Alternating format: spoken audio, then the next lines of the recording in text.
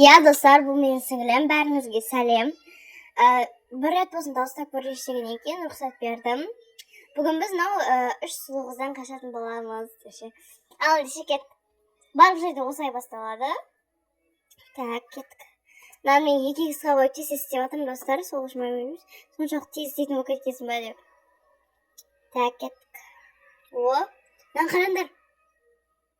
Вершить бить всех. На төбесіне тұрған не?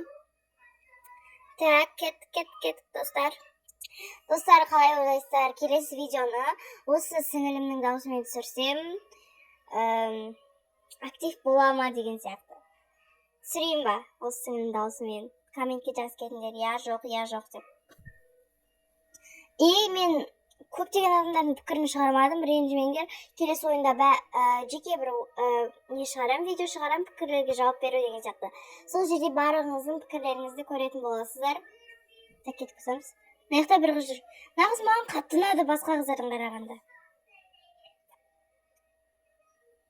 Так, кеттік, достар. Өтіп отыр, әзірге жақсы. Бірінші рет қашып үлгердім, өлмей.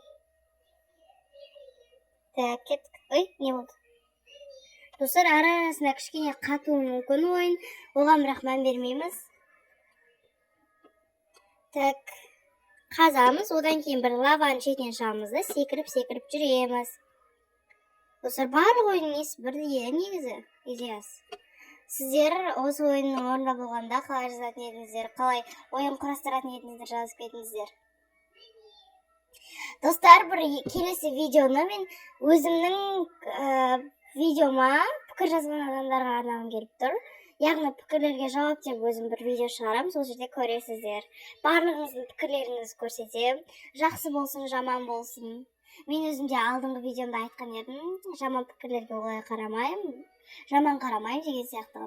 Барлық адамның пікірі бірдей бола бермейді деген сияқты.